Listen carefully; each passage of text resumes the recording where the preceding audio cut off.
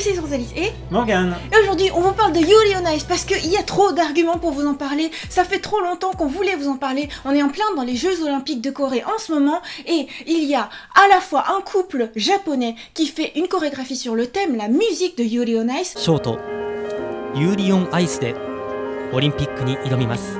自分のいろいろな愛をこのフリーで表現したいと話していました。フリーの曲はユーリオンアイス。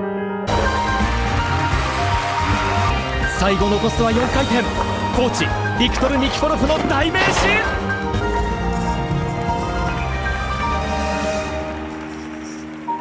Et il y a aussi le médaillé d'or catégorie homme qui est japonais. Oui, superbe.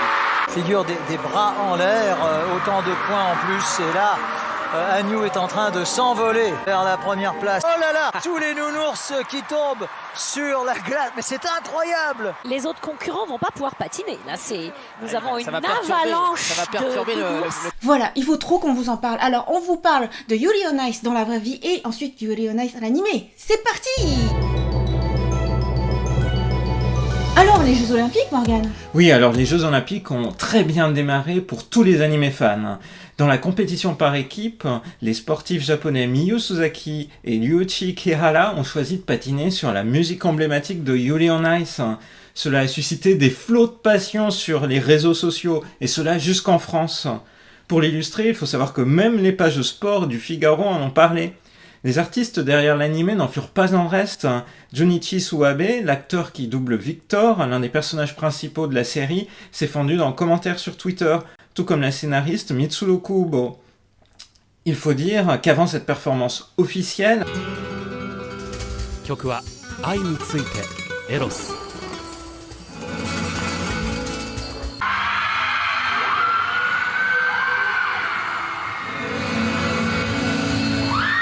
nombre de fans ont tenté de rendre réelles les chorégraphies de Yuri on Ice.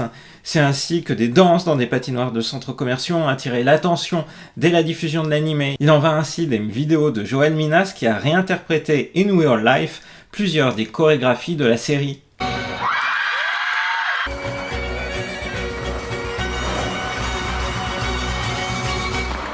Enfin, au-delà même de la référence directe à Yuri on Ice dans la compétition par équipe, ces Jeux Olympiques ont eu de quoi satisfaire les fans japonais.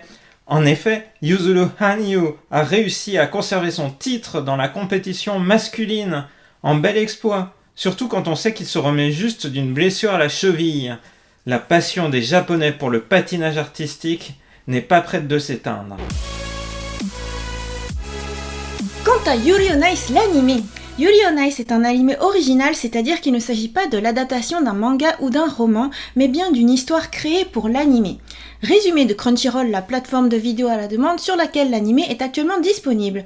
Yuri Katsuki portait sur ses épaules tous les espoirs du Japon pour remporter le Grand Prix de patinage artistique, mais il a subi une écrasante défaite. Il retourne dans sa ville natale et songe alors à prendre sa retraite, bien qu'ayant toujours envie de patiner. Un jour pourtant, Viktor Nikiforov, qui fut 5 fois champion du monde accompagné d'un jeune russe, Yuri Plisetsky, viennent le trouver pour qu'il reprenne la compétition. Et j'ajoute que ce jour est venu grâce à une vidéo où Yuri fait une cover d'une chorégraphie de Victor. Cette vidéo a été mise sur internet et est devenue virale. Comme quoi, c'est vraiment bien les réseaux sociaux modernes. D'ailleurs, les personnages publient des photos sur Instagram, ce qui a directement des conséquences sur leur destination et l'engouement des médias. Et cela ancre l'histoire à notre époque d'information instantanée. Mais revenons sur l'anime. Yuri on Ice est une série de 12 épisodes diffusés à l'automne 2016 et produite par le studio MAPPA. Celui-ci a précédemment réalisé des animés comme Kids on the Stop et Days, un animé sur le football dont on avait parlé sur la chaîne de Rosalis. La réalisation est signée Saiyo Yamamoto, l'écriture par Mitsuru Kubo, toutes deux partageant un intérêt profond pour le patinage artistique. À noter qu'elles ont honoré le festival Japan Expo 2017 de leur présence. Et elles ont rencontré ainsi leurs fans, notamment lors de tables rondes. Enfin, un film est en production. On ne sait pas encore beaucoup de choses sur ce film, il n'y a pas encore de date définie, on sait simplement qu'il ne s'agira pas d'une simple compilation de la série animée. J'ai hâte. Et maintenant, voici mon avis sur l'anime. Pour être honnête, je n'aurais pas regardé cet anime au Japon depuis octobre 2016 si Morgane ne m'y avait pas contraint. parce que je pressentais le fanservice qu'il y aurait. Cela dit, le fanservice, quel qu'il soit, n'a jamais empêché une histoire d'être bonne. Au final, je suis reconnaissante à Morgane de me l'avoir fait découvrir. Ce que j'ai surtout aimé, c'est le fond artistique. D'abord parce que les chorégraphies et les techniques sont réellement détaillées. Ensuite, parce que les personnages ne sont pas que des sportifs, ils expriment avant tout leur art avec une sensibilité à fleur de peau.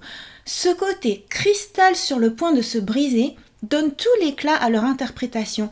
Et vivre ça au plus près des personnages est passionnant. Au point que j'ai fait une cover de l'opening. Cependant, la plupart des commentaires va dans le sens « Je préfère quand tu chantes en japonais ».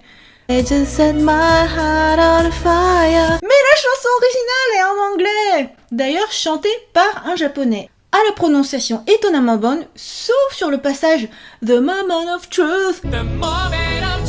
On dirait qu'il dit « The moment of treat ». Mais on pardonne ça volontiers, même les Français ont du mal à prononcer le TH anglais. Parlons de cover, il y a beaucoup mieux que les covers de chansons.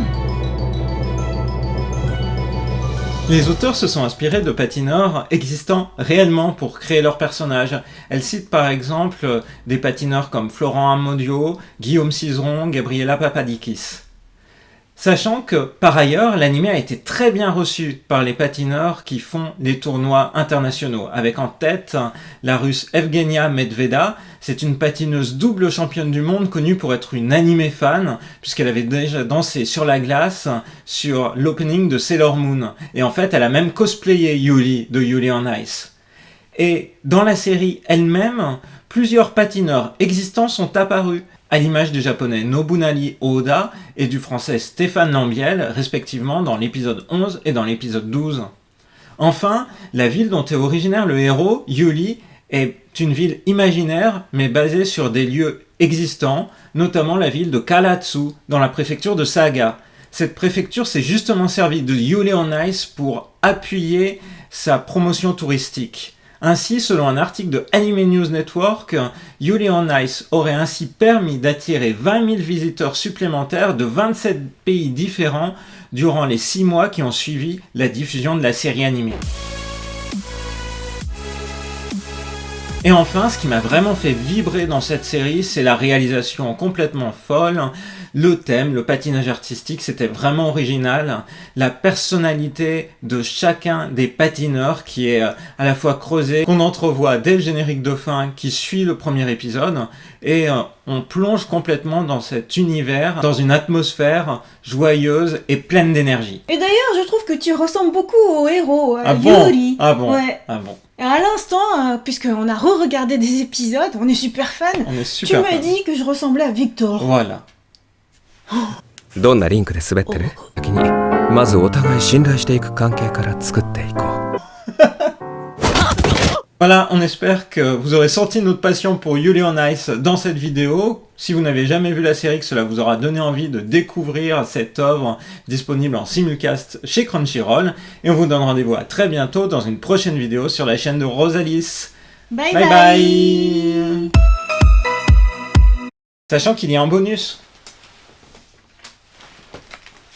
Durant notre dernier séjour au Japon, on avait acheté un petit porte-clés Yuri on Ice, mais on ne sait pas lequel c'est en fait. Ça peut être n'importe lequel des patineurs emblématiques de la série. Voilà, il faut découvrir. Bah, à toi l'honneur de faire l'unboxing. Alors je vais faire le... Vas-y, fais-le en l'air. Je vais faire l'unboxing. Je vais faire le focus. Oh. Faut que tu caches ton visage si tu veux focuser. Je cache mon visage.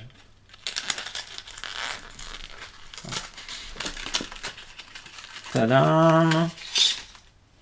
Alors vous allez découvrir en même temps. Oh! C'est Yulio! C'est dommage, c'est pas ton préféré. Ce n'est ni Victor ni Yuri. Ouais, mais Yulio, il est quand même bien rigolo, hein, avec sa passion pour les gros tigres, les gros lions et tout. Hein. C'est chouette. Un des personnages principaux. Il ressemble un peu à Gundam Matisse. C'est vrai. Et bah, re-bye bye. Re-bye bye. Pauvre Morgane. Bah, comme on retourne au Japon, peut-être qu'on va pouvoir trouver d'autres goodies. Oui, je suis sûr qu'il y aura plein d'autres goodies. Ouais, tu crois que la franchise sera relancée? Ouais, je pense qu'elle aura continué. Je pense que ça fait partie des choses qui ont fait vibrer le cœur des animés fans. J'espère qu'on trouvera plein de goodies. Et puis avec les Jeux Olympiques, c'est sûr. Ouais. Alors, bye bye.